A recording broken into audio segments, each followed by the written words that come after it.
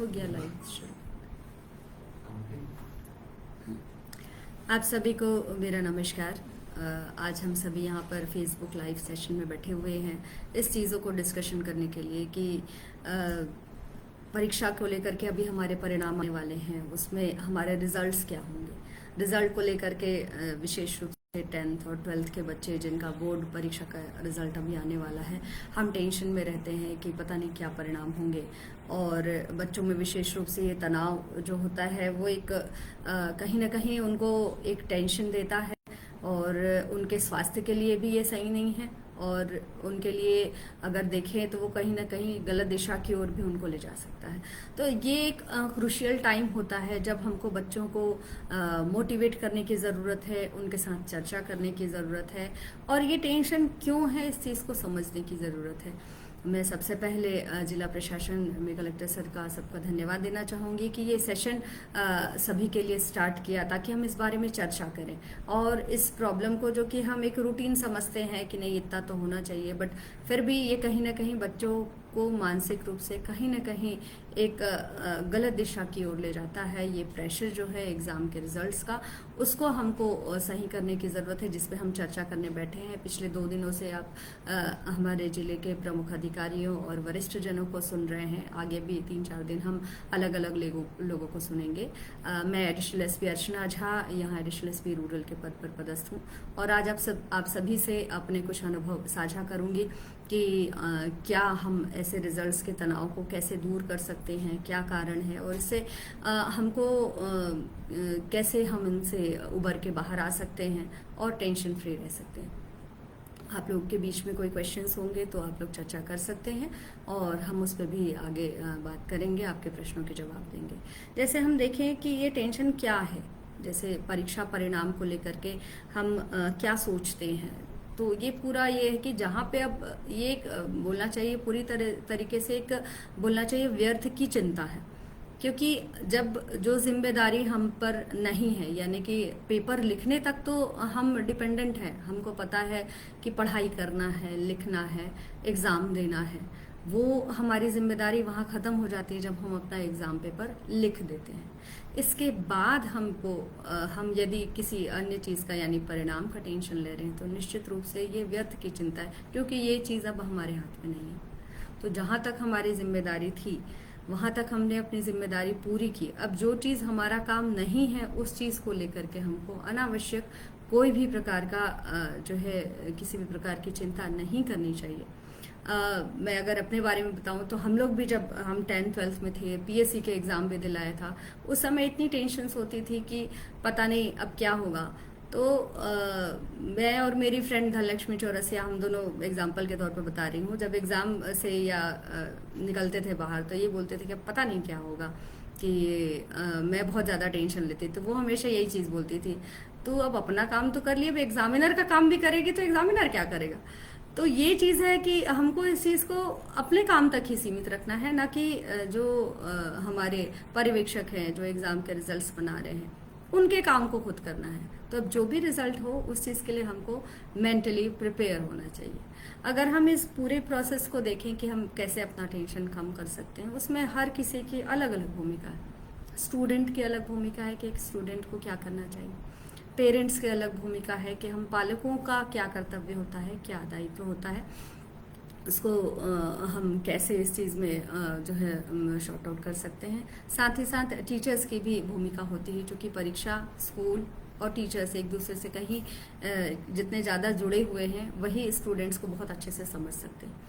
तो इस पूरे प्रोसेस में जैसे हम पालकों की बात करें तो जैसे पालक आज के युग में हम देखें तो हम जितनी प्रतिस्पर्धा बढ़ते जा रही है, तो हर पेरेंट्स चाहते हैं कि हमारे बच्चे के नाम से हमारा नाम हो। जैसे ये कौन पेरेंट्स की पहचान है, तो ये जो 12th टॉपर है या ये इसके बच्चे ने इतने इस कॉम्पिटिटिव एग्ज़ाम में सिलेक्शन लिया है या इतनी रैंकिंग है, तो अपने स्टेटस को हम कहीं ना कहीं, अपनी इच्छाओं को कहीं ना कहीं बच्चों के ऊपर थोपने की कोशिश करते हैं कि हम उनसे जो चीज़ें, हम खुद का रिजल्ट देखें तो कहाँ हम कभी, हमने मतलब बहुत कम ही पेरेंट्स होंगे जिन्होंने कभी बहुत अच्छे रिजल्ट्स थ्रू आउट उनके रहे हों, या बहुत कम 0.001% ऐसे पेरेंट्स होंगे जो कभी फेल नहीं हुए होंगे स्कूल या कॉलेज में।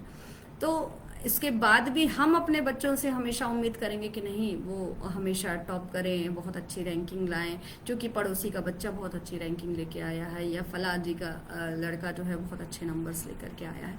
तो हम जो ये कंपैरिजन करते हैं और ओवर एक्सपेक्टेशन अपने बच्चों से करते हैं, वो कहीं ना कहीं उनको प्रेशराइज करता है। इसलिए मैंने सबसे पहले पालकों की बात की, जो कि पेरेंट्स की ही सबसे पहली जिम्मेदारी होती है कि अपने बच्चों को मेंटल स्ट्रेस से फ्री रखना। उनको कैसे हम ज़्यादा से ज़्यादा खुश और पॉजिटिव रख सकें, घर से ही हमको ये संस्कार बच्चों में देने होंगे कि वो कहीं ना कहीं हर प्रकार की परिस्थिति को कैसे फेस कर सकते हैं, उन परिस्थितियों का कैसे सामना कर सकते हैं। इनको हमको यह सिखाना होगा कि ज़रूरी नहीं है हर बार हमारे साथ सब अच्छा ही हो, क्योंकि बहुत से कारण होते हैं एग्ज़ाम के टाइम पे, जो कि कई बार हो सकता है हमें डिस्ट्रैक्ट करें, कई बार स्वास्थ्यगत कारण हो सकते हैं। जैसे मैं अपना खुद का एग्जांपल बताऊं, हम जब पीएससी मेंस का पेपर था मेरा, तब मेंस के पेपर के ही 15 दिन पहले मुझे हार्पिस हो गया था। एक माता टाइप का एक बीमारी होती है जिसमें बैठना भी मुश्किल होता है। तो उस समय मेरे लिए ये बहुत मुश्किल था कि मतलब मैं बैठ के, क्योंकि एक दिन में 2-2 पेपर होते थे, तो वो पेपर दिला भी पाऊँ, और ये ठीक नहीं हो रही थी बीमारी। लगभग 1-2 सितंबर से मैं इंजर्ड हुई थी और 15 सितंबर से मेरा मेंस का पेपर था। तो उस समय बस इतना मैं ठीक हो पाई कि मैं एटलीस्ट पेपर के लिए बैठ पा रही हूँ। बट मेरे पेरेंट्स ने कहीं मुझे इस दौरान प्रेशराइज नहीं किया कि आप नहीं तुमको करना है या इसी अटेम्प्ट में निकालना है। बस उनका ये था कि बेटा बैठ पाएगी तो दिला लेना, नहीं बैठ पाएगी तो मत दिलाना, कोई ज़रूरत नहीं है, अगली बार ट्राई करेंगे। तो ये हमको पेरेंट्स के बीच में इतना बॉन्डिंग होना चाहिए, बच्चों को इतना समझना चाहिए कि हम उन पर प्रेशर ना डाल करके उनको इतना मोटिवेटेड रखें कि वो अपने स्वास्थ्य को भी ध्यान दे सके। अनावश्यक प्रेशर में भी स्वास्थ्य खराब होता है, तो वो भी चीज़ें हैं, और कुछ कारण भी हो सकते हैं। बच्चे हो सकता है थोड़ा डिस्ट्रैक्ट भी हो जाएं, तो उनको हमको सही दिशा में लाना है, क्योंकि पढ़ाई हम लगभग 15 से 20 साल बच्चे पढ़ते ही रहते हैं। नर्सरी से लेकर के 12th तक ही 15 साल पढ़ लेते हैं, उसके बाद फिर 5-6 साल ग्रेजुएशन पीजी करते तक। तो इतने साल तक हम सोचे कि हमारा बच्चा एकदम सही दिशा में चलता रहे, बिल्कुल डिस्ट्रैक्ट मत हो, हर एग्जाम में बहुत अच्छा नंबर लेकर के आए, ये पॉसिबल नहीं है। समय के अनुरूप अलग अलग बच्चों के हार्मोनल चेंजेस भी होते हैं, ग्रोथ होती है, उनके अनुरूप उनकी सोचने समझने की दिशा भी तय होती है। तो उस समय हो सकता है कि कहीं कहीं बच्चे को आपकी ज़रूरत हो सही दिशा में लाने की, या कहीं कहीं उनकी गलतियों को माफ़ करने की भी। तो हम उनसे हमेशा ये ओवर एक्सपेक्टेशन ना रखें कि बच्चा हमेशा 90 अबव परसेंटेज लाएगा, 80 अबव परसेंटेज लाएगा। इनफैक्ट मैं अपने रिजल्ट की बात करूं तो 10th में मुझे भी 77 परसेंटेज मार्क्स मिले थे। मैं कहीं टॉपर नहीं थी अपने स्कूल की। तो हम अगर ऐसे बहुत से लोगों से, जिन भी सफल लोगों से आप बात करेंगे, तो देखिएगा कि कहीं किसी का कहीं पे मतलब मुश्किल से 0.01 परसेंटेज ऐसे लोग होंगे जो कि 10th 12th वगैरह में अपने स्कूल कॉलेज में टॉपर रहे हों। बाकी सभी कहीं ना कहीं कोई फर्स्ट डिवीज़न, कोई सेकंड डिवीज़न, अलग अलग नंबरों से सभी पास हुए होते हैं। अतः हम इस परिणाम को इस रूप में ना लें कि यही जो है इनके करियर को डिसाइड करेगा या बच्चों के आगे के भविष्य को डिसाइड करेगा। तो अलग ऑप्शंस हैं। और इनफैक्ट हम करियर की बात करें तो बहुत सारे आज के युग में करियर के ऑप्शंस हैं। जैसे बच्चा एक बहुत अच्छा बिजनेसमैन हो सकता है आगे जा कर के, कहीं पे स्पोर्ट्समैन हो सकता है अगर कहीं पे उसको इंटरेस्ट हो। आज के डेट में एक्टिंग भी बहुत अच्छा ऑप्शन है, सिनेमेटोग्राफर है, और कई ऐसे करियर ऑप्शन है। यूट्यूबर्स आजकल कितने बहुत अच्छा करियर हो गया है लोगों का। तो जो भी उनकी योग्यता है उसके अनुरूप, ज़रूरी नहीं है कि इन सभी करियर ऑप्शंस में आपको बहुत अच्छे मार्क्स 10th या 12th में आने की ज़रूरत है। इनफैक्ट कई में तो डिग्रीज की भी आवश्यकता नहीं है। आज कृषि के क्षेत्र में भी देखें तो उन्नत कृषि करके, वैज्ञानिक कृषि करके बहुत अच्छा जो है अपने करियर को लोग चला सकते हैं। तो हमारे पास ऑप्शंस बहुत है, केवल हम इन रिजल्ट्स पे डिपेंड हो करके अपने बच्चों को प्रेशराइज करने की बिल्कुल भी कोशिश ना करें। उनको कहीं भी हम कंपेयर करने की कोशिश ना करें। हर बच्चा अपने आप में यूनिक है। उसकी अपनी क्वालिटीज़ हैं, उसमें अपनी प्रतिभाएं हैं। हो सकता है वो प्रतिभा आप अभी समझ पा रहे हो सकता है ना समझ पा रहे हो। बच्चों में उतनी मैच्योरिटी भी नहीं होती, टीनेजर्स हैं, तो वो खुद भी अपने आप को भी एनालाइज करते होते हैं कि नहीं मुझे ये पसंद है या ये पसंद है, ये सब्जेक्ट लूँ या वो सब्जेक्ट लूँ। तो वो खुद ही अपने उलझनों में इतने उलझे होते हैं। उसके बाद फिर हम खुद उनको प्रेशर डालेंगे। साथ ही साथ हम चाहते हैं हमारा बच्चा ये भी सीख ले, वो भी सीख ले, यहाँ भी ये क्लास चला जाए, फिर ट्यूशन चला जाए, फिर स्कूल चला जाए, फिर स्विमिंग क्लास चला जाए, और बहुत सारी चीज़ें हम अपने बच्चों से एक्सपेक्ट करते हैं। लेकिन अगर हम ये एक्सपेक्टेशन है तो ओवरऑल ग्रो हम बच्चों को करना चाह रहे हैं, लेकिन ये कहीं भी हम उनके परसेंटेज को लेकर के क्राइटेरिया ना बनाए कि अगर इतने परसेंट आएगा तभी मेरे बच्चे अच्छे हैं या सही दिशा में जा रहे हैं, या कोई हम ऐसा क्राइटेरिया ना बनाए कि टॉप ही करना है या कुछ है। हो सकता है किसी सब्जेक्ट में बच्चा फेल भी हो जाए, हमको इस चीज़ के लिए मेंटली प्रिपेयर रखना है और बच्चों को समझना है कि अच्छा कारण क्या था इस चीज़ का, क्या बच्चे को अच्छे से समझ में वो सब्जेक्ट नहीं आ रहा है, आगे मैं उस चीज़ के लिए बच्चे को कैसे पढ़ा सकते हैं, क्या ऐसे ऑप्शंस दे सकते हैं उनको कि बच्चे उस सब्जेक्ट को बेटर तरीके से समझ पाएं, अच्छे से खुद से सीख पाएं और उस पर अच्छे आंसर्स लिख पाएं, उस सब्जेक्ट में फ्रेंडली हो पाएं। उसके लिए हमको साल भर नेक्स्ट ईयर में अगले सेशन में उसके लिए प्रयास करना होगा, न कि जो बीत गया उसके लिए हम बच्चे को दोषी ठहराएं। तो पेरेंट्स की सबसे बढ़ती जिम्मेदारी है जो हम अभी बात कर रहे थे। और इसके अलावा भी हमको भी मेंटली प्रिपेयर रहना है कि हम जो भी कंडीशंस होगी बच्चा अच्छा भी कर सकता है, नहीं भी कर सकता, और बच्चों को बताना भी है, क्योंकि हम शेयर नहीं करते हैं। क्या होता है कि जनरली माता पिता दोनों में या पिता थोड़े से शाय होते हैं, बच्चों से उतनी फ्रेंडली बात नहीं करते हैं। कई जगह मम्मियाँ भी आजकल जॉब में रहती हैं, किसी के पास उतना मतलब हम बच्चों के साथ बैठ के चर्चा करें, टाइम उनके साथ स्पेंड करें, ज़्यादा हम उनको सीखने समझने के लिए समय दें, वो हम नहीं हो पा रहे हैं। बच्चा अपने स्कूल और एक्टिविटीज़ में दौड़ रहा है, पेरेंट्स अपने जॉब में दौड़ रहे हैं, तो उस समय को निकाल के बच्चों के साथ थोड़ा व्यतीत करना है, उनको समझने के लिए समय देना है और ये विश्वास दिलाना है बच्चे को कि बेटा तेरा रिजल्ट अच्छा आए चाहे खराब आए, हम तुम्हारे साथ हैं, अगर खराब आएगा तो मिलकर के सुधारेंगे अगली बार। तो ये विश्वास बच्चों को देना पड़ेगा, उनको किधर रुचि है उसको हमको समझना पड़ेगा। और हम बच्चे से सोचते हैं कि बच्चा तुम कहाँ जाना चाह रहे हो, तो वो जहाँ जाना चाह रहा है वो तो ठीक है, बट आपको ऑप्शन बताना पड़ेगा। आपकी एज आज और आपके अनुभव की तुलना में बच्चे का अनुभव और एज आपसे एकदम आधा है, तो आप थोड़ा सा उनके लिए एक ऑप्शंस तैयार करके खुद भी समझ के कि नहीं अच्छा ये नहीं है तो बच्चे की रुचि इस साइड है तो ये भी करियर ऑप्शन है, ये इस दिशा में बच्चा जा सकता है, उनको ऑप्शंस हम दें, उनसे चर्चा करें, बात करें, ताकि वो अपना प्रेशर जो है आपके पास रिलीज कर सकते हैं और कहीं उसके लिए और कहीं उनको भागने की जरूरत ना हो। अगर पेरेंट्स और बच्चों की बॉन्डिंग जो है वो अच्छी हो जाएगी, 90% समस्या वहीं खत्म हो जाती है। दूसरा, अगर हम टीचर्स के रिस्पॉन्सिबिलिटीज़ की बात करें तो टीचर्स के पास बच्चा प्रतिदिन 6 से 7 घंटे रहता है, इनफैक्ट उतने देर तो अपने बच्चों के पास भी नहीं, अपने पेरेंट्स के पास भी नहीं रहता। तो उस समय टीचर्स बच्चे को, अगर कंटिन्यू से स्कूल में बच्चे पढ़ रहे हैं तो टीचर्स उनको बेहतर तरीके से जानते हैं, जितने कि पेरेंट्स जान सकते हैं उससे ज़्यादा अच्छे से वो जानते हैं। तो उनकी रुचियों के अनुरूप उनको कैरियर ऑप्शंस देना और उनको भी हर परिस्थिति के लिए जीतने हारने के लिए उनको तैयार रखना। चाहे हम स्पोर्ट्स की बात करें, कितनी तरीके हैं, अलग अलग हम ऑप्शंस हैं, एक्टिविटीज़ हैं जिसमें कोई बच्चा फर्स्ट आता है, कोई सेकंड आता है, कोई कुछ भी नंबर नहीं लाता, कई बच्चे जीतते हैं, कई हारते हैं। तो ये जीतने हारने की प्रैक्टिस हमारे बच्चों में हमको करानी पड़ेगी। हम हमेशा ये उनको ना करें कि बच्चा जीतेगा ही, कभी हारेगा कभी जीतेगा। तो ये चीज़ें हैं, उससे हम हर परिस्थिति के लिए उनको तैयार करें कि नहीं ऐसा भी हो सकता है। हम हमेशा ये एक्सपेक्ट करते हैं कि हमारे साथ अच्छा ही होगा, जो भी होगा बेस्ट होगा, लेकिन वो हम किस चीज़ को अच्छा मानते हैं कि यहाँ पे हमारा अच्छे नंबर आ गया तो वो अच्छा है, सिलेक्शन हो गया तो अच्छा है, और सिलेक्शन नहीं हुआ तो। मैं कई ऐसे लोगों को जानती हूँ जिनका सिलेक्शन नहीं होना उनके लिए अच्छा है। कि जैसे हम लोग जब कॉम्पिटिटिव एग्जाम्स की तैयारी कर रहे थे, कुछ लोगों का सिलेक्शन हुआ, जैसे पीएससी में मेरा सिलेक्शन हुआ, लेकिन मेरे साथ में जो तैयारी कर रहे हैं इंटरव्यू तक गए मेरे कुछ साथी हैं जिनका सिलेक्शन नहीं हुआ। उस समय तो नहीं हुआ, बट उन्होंने तैयारी अपनी लगातार जारी रखी। उनके लिए सच में वो इंटरव्यू के बाद वापस आना एक बड़ा टेंशन हो सकता था, बट उन्होंने अपना मोटिवेशन लेवल हाई रखा, तैयारी की, आज वो यूपीएससी सेलेक्टर हैं। और एक जो यूपीएससी का एग्जाम दिलाया था मेरा फ्रेंड, उसका सिलेक्शन नहीं हुआ था, बट उसने आज बहुत अच्छा कोचिंग सेंटर खोला हुआ है, 5 जिलों में उसके कोचिंग इंस्टीट्यूट चल रहे हैं। काफी अच्छा वो कितने लोगों को सिलेक्ट करा पा रहे हैं और काफी अच्छा काम कर रहे हैं। तो ऐसे ऑप्शंस हम सोचते हैं कई बार कि अगर ये चीज नहीं हुई तो हम यहाँ पे फेल हो गए और इसके बाद कोई ऑप्शन नहीं है। तो कई बार फेल होना भी बहुत अच्छा होता है। अगर हम शायद फेल नहीं होते उस चीज में तो शायद हम उससे बेटर की तैयारी नहीं करते।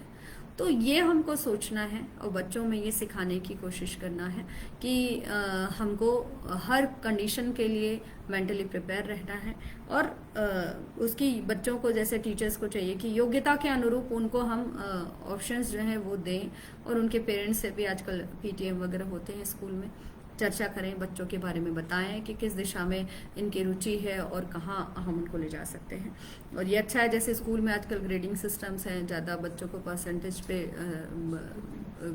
प्रेशराइज नहीं किया जाता है, परसेंट नहीं दिए जाते हैं।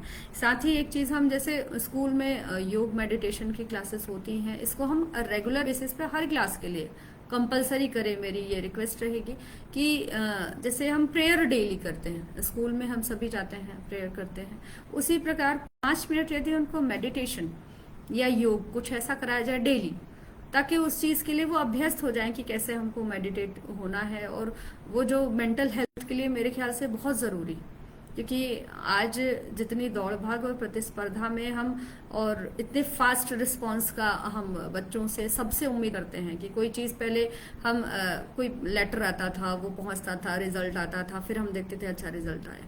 अभी वो ऑनलाइन इतने बजे आ जाएगा, उस ऑनलाइन में आने के 5-10 मिनट के अंदर सारे ग्रुप्स में सर्कुलेट हो जाएगा। तो हर मिनट में व्यक्ति जो है आज रिस्पांस की एक्सपेक्ट कर रहा है कि हर चीज में, कोई भी चीज चाहिए तुरंत गूगल में खोज रहे हैं, तुरंत मिल जा रही है। मतलब वेट करना और ये लोगों को थोड़ा सा किसी भी चीज के लिए वो बहुत मुश्किल हो गया। जैसे हम पहले याद करें, हमको वीकली एक सीरियल आता था या चित्रहार या रंगोली आता था, हम लोग बैठ के पूरे सप्ताह वेट करते थे। और मान लो सप्ताह में एक दिन पिक्चर आती थी, वो मूवी देखते थे, उस बीच में 15-15 मिनट का एडवर्टीजमेंट आता था, उसको शांति से बैठ के उस एडवर्टीजमेंट को भी देखते थे। अब आज की डेट में हम यूट्यूब में अगर कोई वीडियो देख रहे हैं और 4 सेकंड में स्किप एड का ऑप्शन होता है और एड आता है, तो वो 4 सेकंड भी वेट करना हमको खराब लगता है कि अरे एड क्यों आ गया। तो ये पेशेंसलेस जो हम होते जा रहे हैं सभी लोग, तो बच्चों में भी यही चीज है कि वो चीज होते जा रही है। उस दौरान हमको मानसिक रूप से स्थिर होना, थोड़ा सा धैर्य रखना, और हर परिस्थिति में हमको धैर्यता के अनुसार उसमें रिस्पॉन्स करना, वो बहुत महत्वपूर्ण है। इसके लिए कहीं ना कहीं योग, प्राणायाम, मेडिटेशन जो है मानसिक स्वास्थ्य के लिए बहुत ज्यादा हेल्पफुल रहेगी। और ये चीज हम घरों में, चूंकि बच्चे सुबह से स्कूल भाग आते हैं तैयार होकर के, तो हर घर में ये मेरे ख्याल से पॉसिबल ना हो पाए, लेकिन स्कूल में यदि इसको कंपलसरी हम बच्चों को कराएं कि नहीं, डेली क्लास शुरू होने से पहले इनको ये करना है या क्लास खत्म होने से पहले ये करना है, तो शायद उनके मानसिक स्वास्थ्य पे हम बहुत अच्छा जो है एक उनको सपोर्ट दे सकते हैं। अब हम जैसे हमने पेरेंट्स की बात की, टीचर्स की बात की, अब स्टूडेंट्स के लिए क्या, सबसे ज्यादा टेंशन तो स्टूडेंट्स को ही है कि अब पेपर दिला लिया, अब क्या होगा। तो बच्चों ये चीज जरूर ध्यान में, हमेशा ध्यान में रखो कि ये कोई लास्ट ईयर नहीं है, आपका लाइफ का लास्ट ईयर बिल्कुल नहीं है। आपका बहुत सारे आपने एग्जाम्स दिलाए हैं और बहुत सारे आगे और दिलाना है। हो सकता है किसी में अच्छा ना हो तो हम फिर से रिपीट करके उसको एग्जाम को दिलाएंगे। आप सोचिए, कॉम्पिटिटिव एग्जाम्स में हम तैयारी करते हैं, प्री दिलाते हैं, मेंस दिलाते हैं, इंटरव्यू दिलाते हैं, इंटरव्यू में नहीं हुआ तो फिर से प्री दिलाते हैं, फिर मेंस दिलाते हैं, फिर इंटरव्यू दिलाते हैं। तो ऐसे बहुत सारे आप सेलेक्टर्स से मिलेंगे जो कि तीनों स्टेप क्रॉस कर करके 2-3 बार फिर फेल होते हैं, फिर जीरो में आते हैं, सांप सीढ़ी के खेल के टाइप, फिर वापस तैयारी करके जाते हैं। तो ऐसा लाइफ में हर किसी के साथ होता है, कभी न कभी होता है। किसी के साथ छोटी क्लासेस में होगा, कहीं हम आगे कॉम्पिटिटिव एग्जाम्स या और भी जो भी तैयारी कर रहे हैं हायर एजुकेशन के लिए, उसमें होगा। तो सबके साथ ही होगा। तो इस चीज़ के लिए मेंटली प्रिपेयर रहना है। हमको बिल्कुल नहीं सोचना है कि यही लास्ट टाइम है और इसके बाद हमको मौका नहीं मिलेगा या लोग क्या सोचेंगे। ये सारी चीज़ें को छोड़ दीजिए। लाइफ बहुत लंबी है और पूरी लाइफ भर हमको कुछ ना कुछ हम सीखते हैं, पढ़ते हैं। तो ये वैसे ही एक भाग है उसका, अभी नहीं सीखा तो अगले उसमें कर लेंगे। बस ये सोचें कि हाँ ठीक है, अगर अच्छा नहीं हुआ तो प्लान बी क्या है हमारा। प्लान बी हम तैयार रखें कि हाँ ठीक है, नहीं होगा तो हम ये तैयारी करेंगे, ऐसे करेंगे, नेक्स्ट ईयर क्या तैयारी करेंगे। तो उस नेक्स्ट ईयर के लिए अपने आप को प्रिपेयर करें कि हाँ ठीक है, हम ये सब्जेक्ट अगर मुझे रुचि नहीं तो आगे आगे तो एजुकेशन सिस्टम में भी ये है कि आप जो सब्जेक्ट पसंद करते हैं उसको चूज करके पढ़ सकते हैं। जरूरी नहीं है कि आप कंपलसरी है कि ये ले आया तो ये भी लेना पड़ेगा। जैसे फिजिक्स केमिस्ट्री मैथ्स लिया है, केमिस्ट्री ले लिया तो मैथ्स भी पढ़ना पड़ेगा, तो मैथ्स ले लिया तो फिजिक्स केमिस्ट्री भी पढ़ना पड़ेगा। आगे ऐसे ऑप्शंस भी रहेंगे आपके पास कि आपको जो सब्जेक्ट पसंद है आप उसी सब्जेक्ट को पढ़ें, ना कि सभी उसके साथ ही सब्जेक्ट को पढ़ना जरूरी हो। तो ये ऑप्शन जब आपको है तो इस प्रकार से हमको सोच के चलना है कि इस एग्जाम से ही आपकी जो लाइफ है वो जो है एकदम स्टक नहीं हो जाती है यहीं पे। हमारे पास बहुत से आगे अवसर हैं, बहुत सारे ऑप्शंस हैं। और एक चीज जो मैंने बताई ना कि कहीं कहीं फेल होना भी अच्छा है, कहीं कहीं सिलेक्शन नहीं होना भी अच्छा है। एक हमारे साथी हैं जिनका हमारे साथ सिलेक्शन नहीं हुआ था, लेकिन नेक्स्ट पीएससी में उन्होंने टॉप किया था छत्तीसगढ़ में। तो ये भी है कि कहीं ना कहीं हमारा फेल होना भी कई बार हमारे लिए सही होता है। तो ये सोच करके हमको नेक्स्ट कैसे तैयारी करना है, क्योंकि अब हमारे पास कोई ये नहीं है कि हम उस चीज को सुधार सकें। अब एग्जाम हमने लिख लिया, तो अब आगे क्या करना है इस चीज को लेकर के प्लान करें और जो है अपनी आगे की तैयारी करें। उसके अलावा जैसे हम मेंटली प्रिपेयर भी रहें, वर्स्ट कंडीशंस क्या हो सकती हैं कि क्योंकि एग्जाम के टाइम भी हमको ये रहना चाहिए कि आप एग्जाम दिलाने जा रहे हैं, हो सकता है एग्जाम के बीच में कोई आपका स्वास्थ्य खराब हो जाए या परिवार में कोई आवश्यकता आन पड़े या कोई आते जाते कोई इंसिडेंट एक्सीडेंट जैसी चीजें भी, बहुत सी चीजें ऐसी लाइफ में होती हैं। तो हम ये कोई लास्ट ऑप्शन नहीं होता है कि यही पेपर दिलाना है। तो हमको हर वेरिएशन के लिए अपने को तैयार रहना चाहिए कि अगर ऐसा हुआ तो ठीक, नहीं हुआ तो हमको क्या करना है। और संवाद लगातार बनाए रखें, पेरेंट्स भी बच्चों से और बच्चे भी पेरेंट्स से। हम बातचीत करते रहें, अपने जो है क्वेरीज हैं उसको पूछते रहें, अपने टीचर्स से भी बातचीत करते रहें, दोस्तों से भी चर्चा करते रहें। और कभी भी मतलब ये ना सोचें कि लोग मेरे बारे में क्या सोचेंगे। हम बात करें बिल्कुल कि हाँ अगर ऐसा रिजल्ट आए तो भी ये ठीक है, अगर नहीं आया तो भी ये ऑप्शन हो सकता है। प्रेशर बिल्कुल फील ना करें। और एक चीज जो बच्चों से बोलना चाहूंगी कि पेरेंट्स भी इस चीज में इन्वॉल्व है कि हम सोशल मीडिया मोबाइल में बहुत टाइम स्पेंड करते हैं, उस टाइम को कम करें जितना कम कर सकते हो। और आगे जैसे बच्चे पढ़ाई की रणनीति तैयार करके अपनी रखें। जैसे पढ़ाई के लिए अगर मैं कुछ सुझाव देना चाहूँ तो जैसे क्या हम ऑनलाइन पढ़ते हैं, कई चीज़ों को हम गूगल से निकाल करके नोट्स निकालते हैं, बिना प्रिंट निकाले उसको वहीं मोबाइल में पढ़ लेते हैं। तो इन सब ऑप्शंस को हटा करके हम अपने पास में बुक्स रखें, प्रिंट रखें, अंडरलाइन करके पढ़ें। क्योंकि हम जो चीज़ अंडरलाइन किए होते हैं आप अगर बार बार उसको याद करेंगे तो आपको पता रहेगा कि पेज के इस साइड में कौन सा आंसर था, नीचे में क्या था, ऊपर साइड में ये लिखा हुआ था। अगर आप अपनी बुक को अच्छे से पढ़ते हैं तो वो पढ़ने की थोड़ी तकनीकें हम सुधारें, लिखने के तरीके सुधारें। पढ़ाई का जैसे हम लिखते भी हैं तो ऐसा लिखें कि बहुत क्लियर हो, समझने वाले को ज़्यादा मेहनत करनी ना पड़े। हम जो पेपर लिखते हैं तो जो चेक करने वाले हमारे टीचर्स होते हैं, हमको उनकी सुविधा का ध्यान जरूर रखना है कि पढ़ते टाइम उनको जो है बिल्कुल असुविधा ना हो, ताकि आप जो लिखे हैं वो एकदम क्लियर हो, यानी अच्छी हैंड राइटिंग में हो, प्रॉपर गैप छोड़ करके लिखें। चाहे तो ब्लू और ब्लैक कलर यूज़ कर सकते हैं। इसके अलावा हम हाईलाइट मतलब कहीं अंडरलाइन कर सकते हैं और सरल शब्दों में लिखें, थोड़े बड़े अक्षरों में लिखें। कई बच्चे छोटा छोटा लिखते हैं, कर्सिव में ऐसा घुमा देते हैं कि कुछ क्लियर समझ में नहीं आता है। तो उन चीज़ों को हम कोशिश करें कि हमारे जो पेपर चेक करने वाले टीचर्स हैं उनको तकलीफ ना हो, क्लियरली उनको दिखाई दे कि आप बोलना क्या चाह रहे हैं, आंसर क्या देना चाह रहे हैं। तो ये चीज़ें क्लियर रहने से आप अच्छे मार्क्स जो है गेन कर सकते हैं। तो आगे के लिए आप सोचें, बात करें कि कैसा आप आगे कर सकते हैं, उस बारे में चर्चा करें। अब इस बीच में कुछ क्वेश्चंस भी हमारे पास आए हैं कुछ लोगों के, उसको भी हम पढ़ लेते हैं।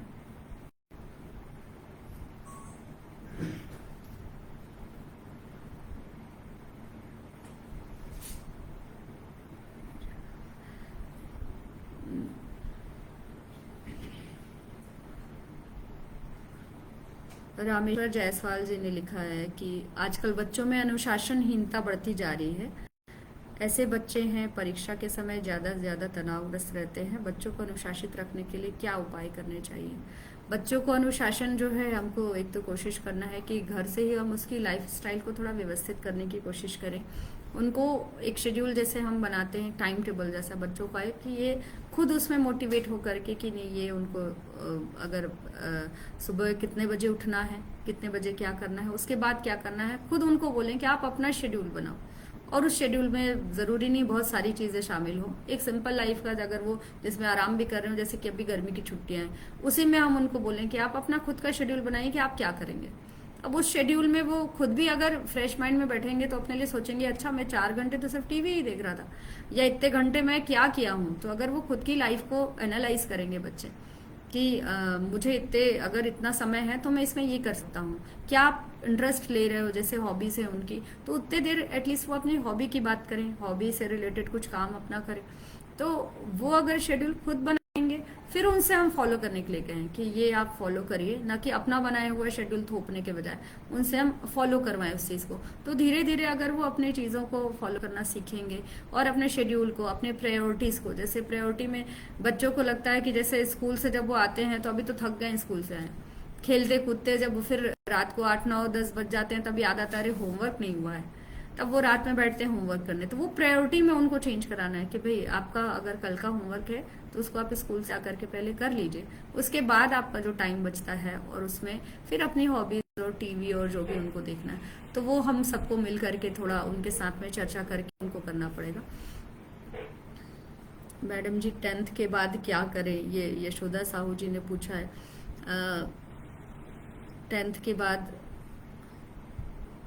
सभी को पता है 10th के बाद अपन को 11th 12th पढ़ना है। 10th के बाद जो सब्जेक्ट में इंटरेस्ट हो वो सब्जेक्ट लेना है और आगे पढ़ना है अपने को।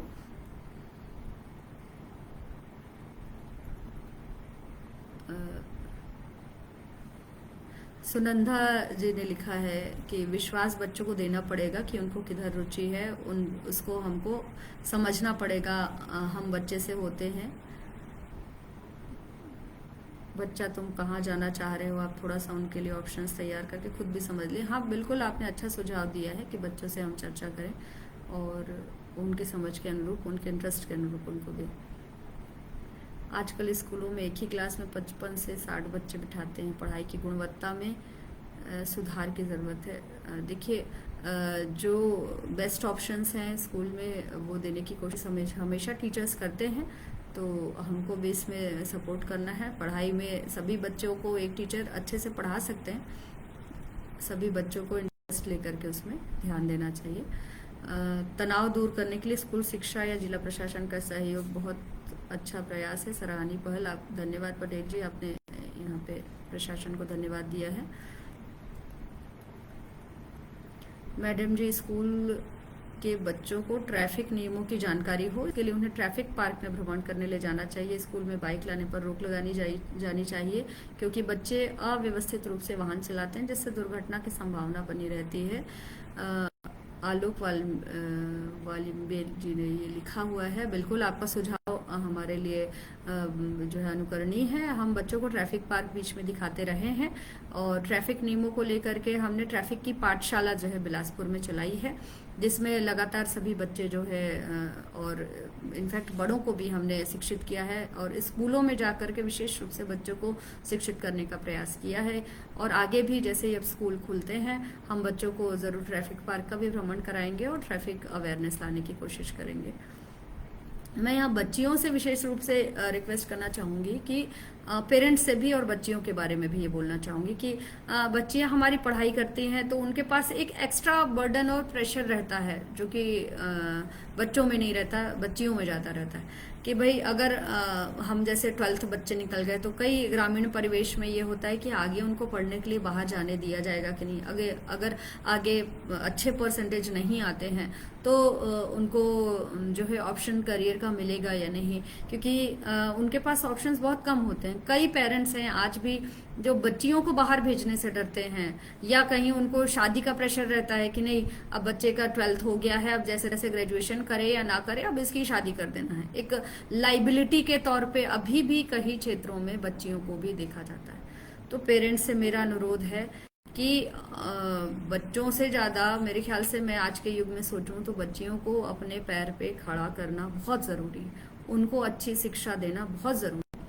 उनको करियर के सारे ऑप्शंस देना बहुत ज़रूरी है, क्योंकि शिक्षा न केवल आपको अपने पैर पे खड़ा होना, आपको जो है आय का साधन देती है, डिग्रीज देती है, उसके अलावा जीवन जीने की कला सिखाती है। शिक्षा आपको मैच्योरिटी देती है, और एक जो बच्ची है बड़े होकर के एक पूरे परिवार को एक संस्कार देगी, परिवार को लेकर के चलेगी। वहां बच्ची को पढ़ा लिखा होना, समझदार होना, शिक्षित होना, मैच्योर होना बहुत जरूरी है। तभी वो पूरे परिवार को वो शिक्षा दे पाती है। तो ऐसे में यदि आप वो ऑप्शन ही यहीं पेरेंट्स खत्म कर देंगे तो आप आगे कैसे बढ़ेंगे। दूसरी चीज, आर्थिक रूप से आत्मनिर्भर होना बच्चियों का बहुत जरूरी है। जहां हम बच्चियों में, महिलाओं में घरेलू हिंसा की बात करते हैं, दहेज प्रताड़ना की बात करते हैं, या चूंकि मैं एक पुलिस ऑफिसर हूं, यहाँ पे बहुत से ऐसे केसेस देखती हूँ जहाँ पे बच्चियों की प्रताड़ना अलग अलग रूप में कहीं ना कहीं विवाह पश्चात होती है। तो वो चीजें भी आप यहीं खत्म कर देते हैं, क्योंकि बच्चा यदि आत्मनिर्भर है, आर्थिक रूप से किसी पे डिपेंडेंट नहीं है, तो फिर उनके साथ में प्रताड़ना और वाली बातें सब वहीं खत्म हो जाती हैं। क्योंकि बहुत से लोग केवल इसलिए उस प्रताड़ना को सहते हैं क्योंकि उनके पास कोई ऑप्शन नहीं है। आर्थिक रूप से पहले माता पिता पे निर्भर थे, अब आगे ससुराल पे निर्भर है। तो अगर वो आत्मनिर्भर नहीं हुए तो वापस वो अगर प्रताड़ित है ससुराल में, तो माता पे आकर के फिर से वो डिपेंडेंट नहीं होना चाहती। तो ऐसे में वो सहते रहती है, अन्याय के खिलाफ आवाज भी नहीं उठा पाती। तो ऐसी स्थिति में यदि वो बच्ची आर्थिक रूप से आत्मनिर्भर होती है तो गलत होने का वो विरोध कर सकती है, अन्याय के खिलाफ आवाज उठा सकती है, और कहीं उसकी डिपेंडेंसी नहीं होने से वो खुद भी अपने आप में डिपेंडेंट है, आत्मनिर्भर है, यह सोच के वो अगर अन्याय है तो उसके खिलाफ आवाज उठा के यदि अलग रहना चाहती तो अलग भी रह सकती, न कि कोई गलत कदम उठाए। तो जितने घरेलू हिंसा या मानसिक शारीरिक प्रताड़ना वाली बातें हैं वो एक सिरे से वहीं खारिज हो जाती है जब बच्चियां अपने आप में आत्मनिर्भर आर्थिक रूप से हो जाती है। साथ ही साथ बाहर निकलती हैं घर से तो उनका एक विकास भी होता है मानसिक रूप से, पूरे देश दुनिया को देखती हैं, समझती हैं, सही निर्णय की क्षमता जो है उस शिक्षा से वो ले पाती हैं। अतः कहीं गलत होने पर उनको वो आत्मविश्वास आता है कि नहीं ये गलत है और ऐसा नहीं होना चाहिए, ताकि वो उस चीज के खिलाफ विरोध कर सके, आवाज उठा सके। इसलिए बच्चियों को जरूर पढ़ाइए और एक्स्ट्रा प्रेशर बिल्कुल मत दीजिए, क्योंकि उनके पास आप खुद ही ऑप्शंस कम दे देते हो, ईयर्स कम देते हो कि नहीं अब बच्ची 22, 23, 24 साल की हुई, अब आप जितना पढ़ना था पढ़ लिया, अब तुम्हारी शादी करेंगे, ससुराल वाले पढ़ाएंगे तो पढ़ लेना, नहीं पढ़ाएंगे तो मत पढ़ना। तो ये ऑप्शन बिल्कुल पेरेंट्स से मैं निवेदन करूंगी कि खत्म करें। बच्चियों को खुल करके जितना वो पढ़ना चाहती हैं, जिस दिशा में अपना करियर बनाना चाहती हैं, बिल्कुल बनाने दीजिए, क्योंकि वो उनके आगे भविष्य के लिए बहुत जरूरी है। तो उनको एटलीस्ट ये ऑप्शन दीजिए कि अपने मन से खुल के पढ़ाई करें, अपने पैर में खड़े हों और अच्छी शिक्षा ग्रहण करें। और क्वेश्चंस लेते हैं।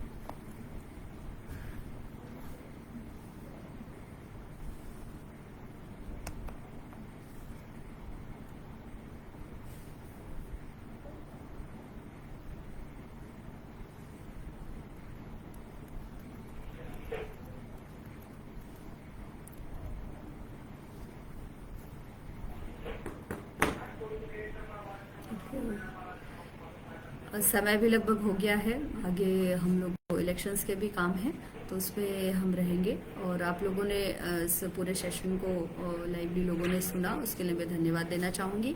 और आगे सभी से मैं अनुरोध करूँगी कि सारी टेंशन्स छोड़ें। हमारे पास बहुत सारे बच्चों के पास ऑप्शंस हैं, करियर के भी ऑप्शन हैं, पढ़ाई के भी ऑप्शन हैं। सभी बच्चों से मैं शुभकामनाएं दूंगी। जो भी रिजल्ट होगा उसके लिए बिल्कुल तैयार रहें, जो भी होगा बेस्ट होगा, और उसके लिए हमको बिल्कुल उसका स्वागत करना है। और आगे हम क्या कर सकते हैं बेटरमेंट के लिए, उसके लिए हमको तैयार रहना है।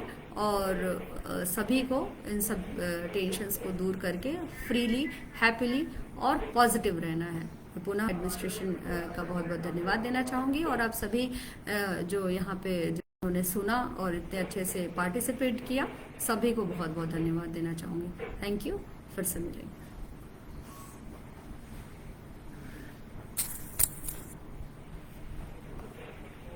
एंड कर दी लाइव वीडियो।